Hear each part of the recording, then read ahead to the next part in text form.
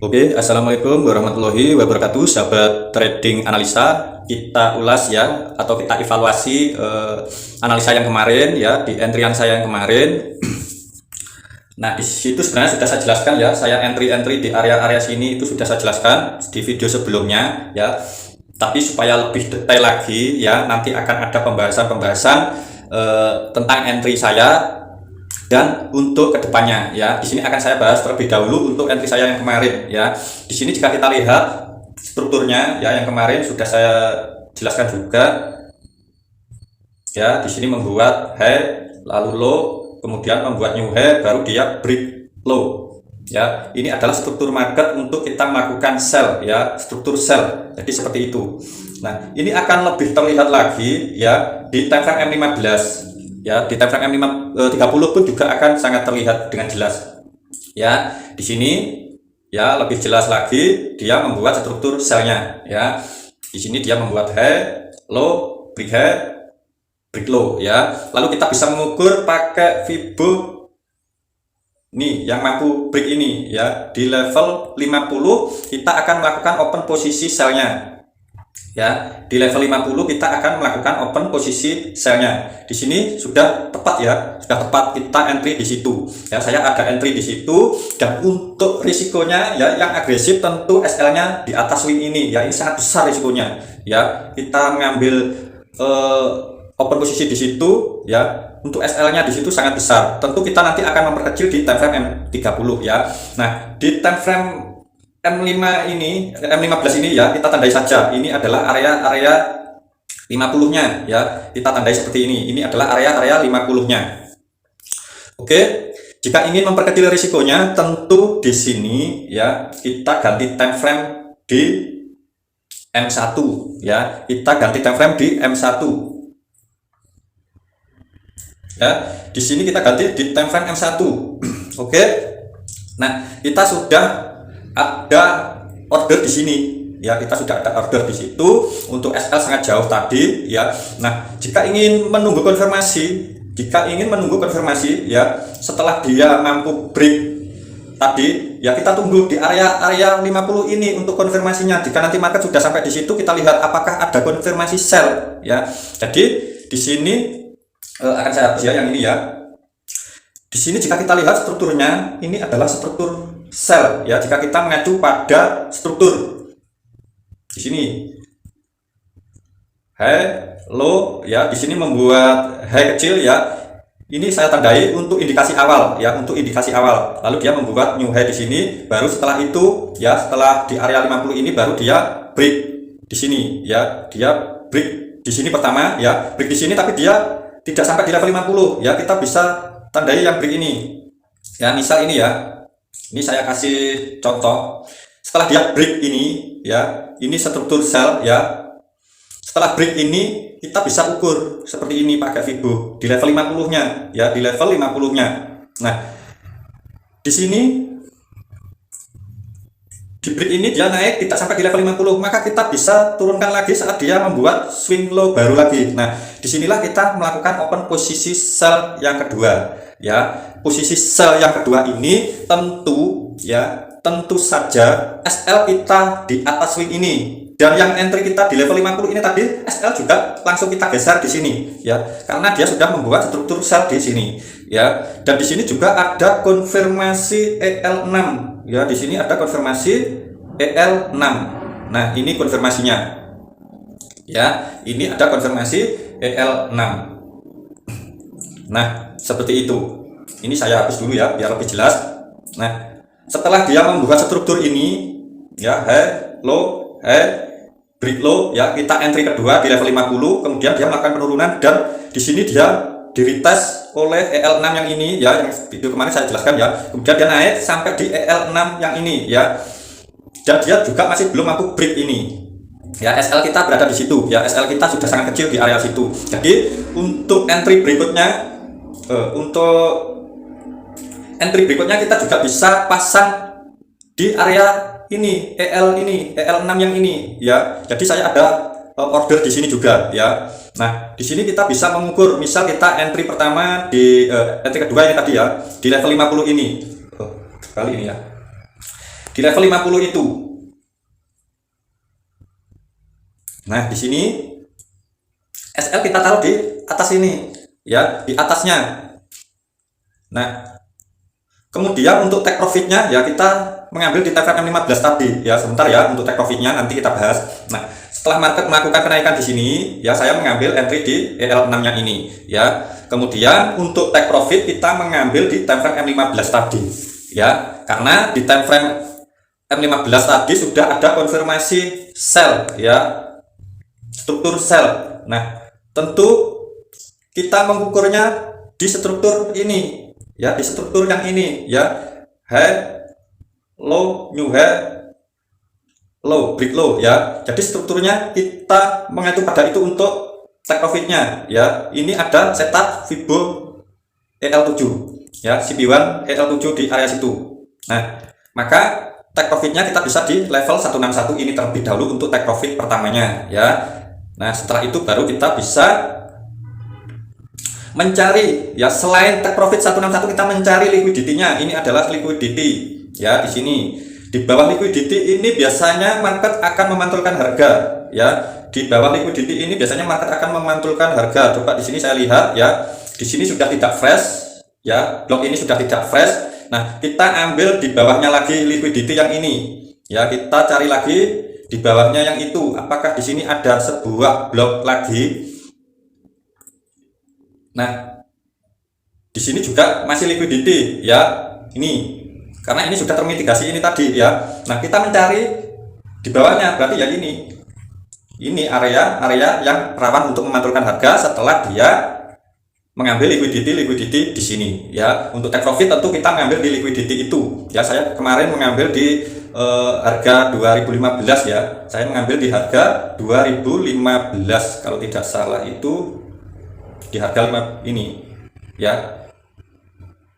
Di liquidity yang ini saya ambil di harga 215 itu, ya, untuk take profit saya yang maksimal, ya. Jadi penjelasannya untuk entry yang di video sebelumnya seperti itu, ya. Mudah-mudahan bisa dipahami, ya, untuk analisa materi kali ini, ya. Untuk entry saya yang kemarin seperti itu. Oke, sekarang saya ingin menjelaskan untuk market kedepannya, ya. Kita lihat mulai dari time frame daily seperti biasa, ya. Jika kita lihat di time frame daily, ya, di video sebelumnya yang terdahulu juga sudah saya bilang, di sini ada setup sell, ya. Setup sell ini baru terbentuk di sini, ya. Nah, kemudian kemarin justru membuat setup B, ya, membuat CP1 B di sini. Nah, bagaimana cara kita analisanya atau mengatasinya, ya? Apakah kita akan mengacu yang ini atau yang ini? Tentu dari saya kita akan mengacu yang ini terlebih dahulu, yang terbaru terlebih dahulu. Apakah ini tidak valid? Masih valid selama swing high ini belum di break dengan shadow, ya. Di break dengan shadow saja ini sudah tidak valid, ya. Jadi kita mengacu pada setup yang terbaru ini, ya. Misal seperti ini yang kemarin, di sini juga saya katakan ada CP1 sell, ya. Justru di sini dia direspon dengan setup buy. Nah, kita akan mengacu yang terbaru ini. Kemudian market sampai di level 161, ya. Apakah setup ini valid? Ya, ini masih bisa saja valid selama swing high ini belum di break, ya. Jadi seperti itu. Maka tidak menutup kemungkinan histori seperti ini akan terjadi lagi di sini, ya. Kita akan ukur sampai di level 161 terlebih dahulu, ya. Kenaikannya kira-kira nanti akan sampai di level 161, ya. Kita ukur di setup yang terbarunya ini, ya. Di setup yang terbaru ini. Ini adalah CP1 B, ya. Ini adalah breaker bloknya, ya. Di sini adalah breaker bloknya. Oke, di sini saya kasih warna yang berbeda. Nah, itu CP1 B, ya. Tentu target kita jika nanti melakukan open posisi B, ya berada di sini di level 161 ini, ya. Jadi seperti itu. Oke, apakah kita akan melakukan open posisi B langsung? Ya, tunggu dulu, ya. Seperti biasa, setup Fibonacci kita mengacu pada SOP nomor 4, yaitu tunggu retest, ya. Tunggu retest setelah terbentuknya setup. Untuk menunggu retest kita bisa ganti time frame di time frame kecilnya, ya. Misal di time frame H4 ini, ya, kita tandai saja base-nya di time frame H4 ini, ya. Kita tandai base nya di time frame H4 ini. Misal seperti ini adalah base demand-nya di time frame H4. Dan di sini juga ada breaker blocknya atau CPU-nya di time frame H4 ini ya. Ini jadi satu ya. Jadi area-area inilah kita menunggu untuk open posisi buy. Jika dia tidak sampai di situ ya berarti kita belum dapat rezeki, seperti itu aja ya. Karena market bisa saja tidak sampai di area order kita. Ya, jadi kesimpulannya di sini kita menunggu open posisi buy untuk jangka panjangnya ya. Jadi seperti itu menurut setup Fibo Musang di time frame daily tadi ya. Di sini kemarin di postingan juga sudah saya share ya, sebenarnya untuk setup buy di sini sudah terbentuk ya, tapi juga kita tidak mendapatkan entry karena apa? Karena di sini dia tidak retest setelah membentuk setup ini ya, tidak ada entry buy di sini ya, tapi tidak apa-apa ya, begitulah market ya. Oke, setelah kita marking base-nya ya, kita marking base-nya ini ya, kemudian base supply-nya tadi ya di area-area situ.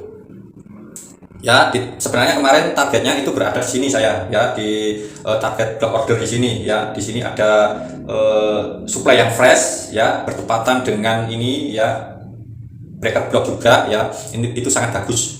Dan di sini juga ada liquidity, ternyata tidak sampai diambil, dia hanya mengambil liquidity yang internal ya. Oke, kita ganti time frame di time frame H1 setelah kita marking base-nya tadi ya. Kita marking di base-nya tadi, kita ganti time frame H1. Nah, di sini adalah area SNRUS ya. Itu adalah area SNRUS. Jika yang di bawah ini SNRUS-nya itu sebenarnya ini ya. SNRUS-nya itu sebenarnya ini.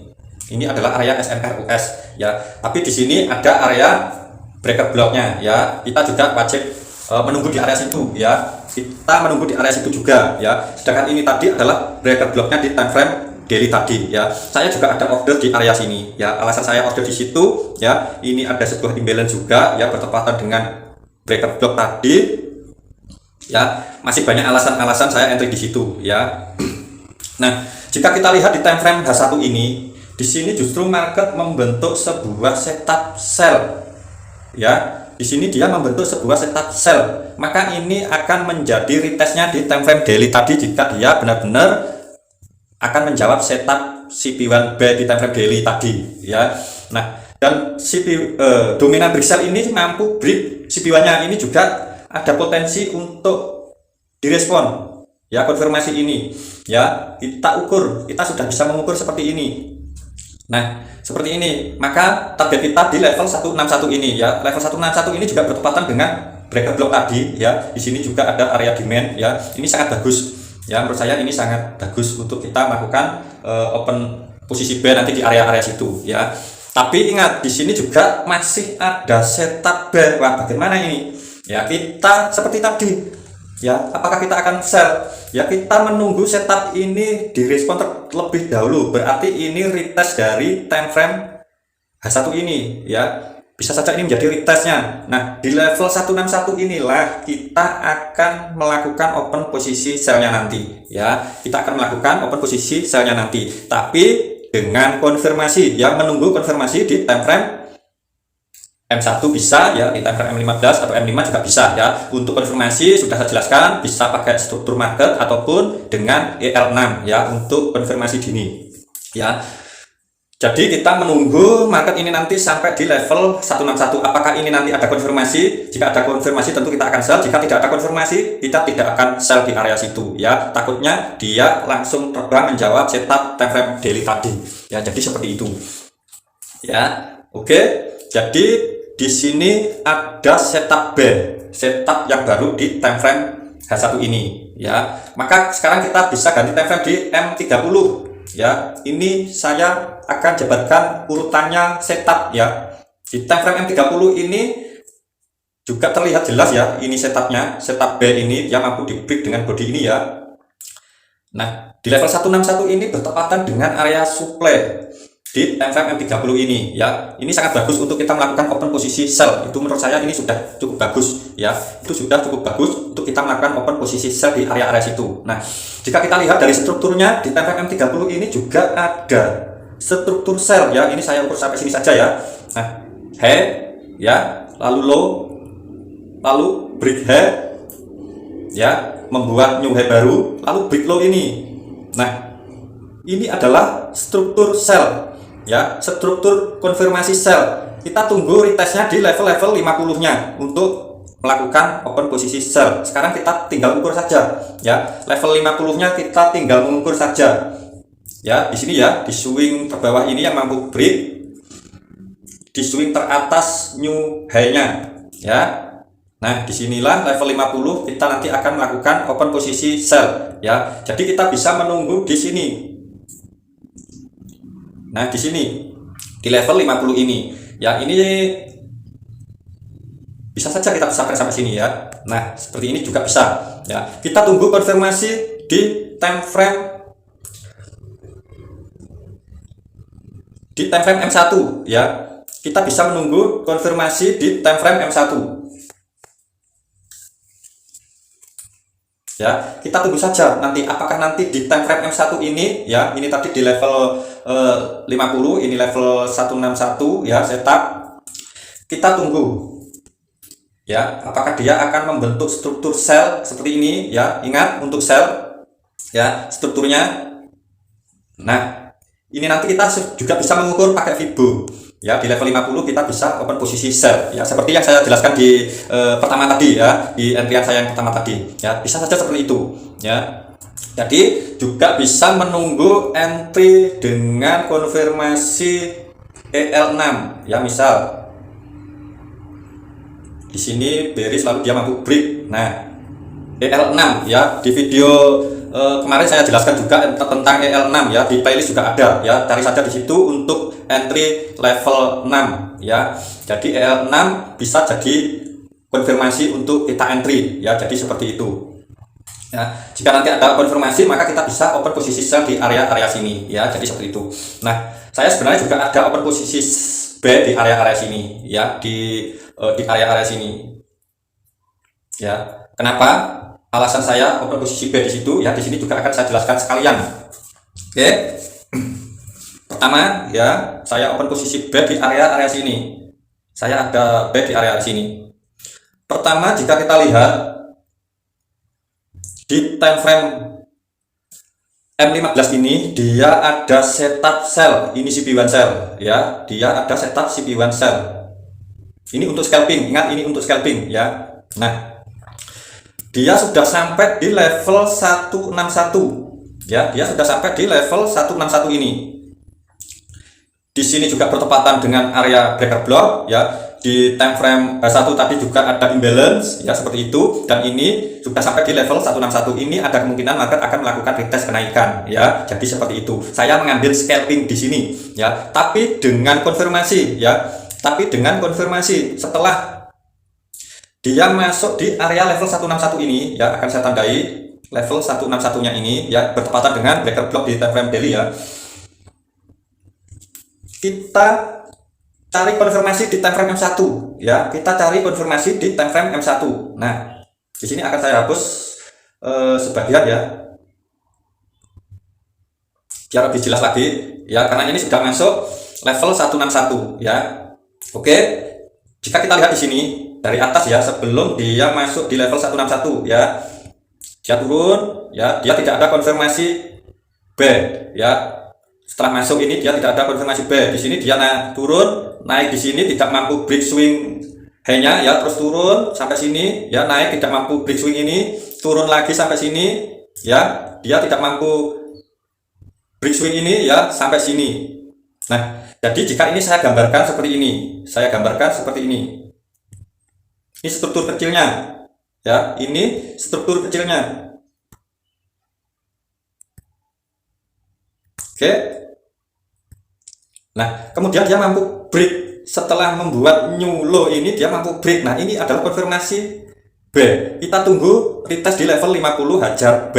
Ya, seperti itu aja, mudah sekali, ya. Ini adalah konfirmasi B-nya, ya. Kita bisa mengukur pakai Fibo, ya, tentu supaya risikonya tidak terlalu besar. Kita entry di level 50 ini untuk melakukan open posisi B-nya, ya. Untuk SL-nya kita taruh di sini, ya, seperti ini.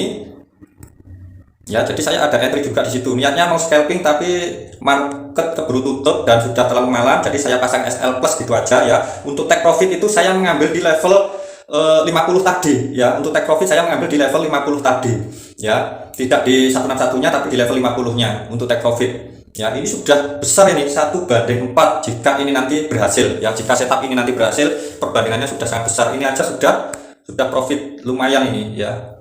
Dia melakukan kenaikan di situ, ini sudah cukup lumayan ya. Jadi SL-nya kita juga kecil, untuk risikonya ya, untuk rewardnya kita bisa besar ya. Jadi seperti itu alasan saya entry di area situ ya. Tentu seperti yang sudah saya jelaskan ya, dari trading analisa untuk hari ini seperti itu, dan untuk besok ya, untuk besok kita tinggal tunggu saja ya, seperti apa nantinya market akan merespon ya, sambil kita pantau ya. Yang jelas dari trading analisa hanya bisa memberikan materi yang saya pahami seperti itu. Jika ada entry saya ya, itu anggap saja sebagai indikator ya, bukan ajakan ya. Saya tidak pernah mengajak sahabat-sahabat trading analisa untuk open posisi entry sesuai dengan saya ya. Saya tidak mau, karena ingat trading itu sangat berisiko ya. Oke, demikian dari trading analisa, mudah-mudahan bisa dipahami untuk materi kali ini ya. Dari trading analisa selalu mendoakan supaya sahabat trading analisa sehat selalu, banyak rezekinya. Wassalamualaikum warahmatullahi wabarakatuh. Salam profit konsisten. Everything just feels like a test that I fail, so depressed when I can't seem to get out.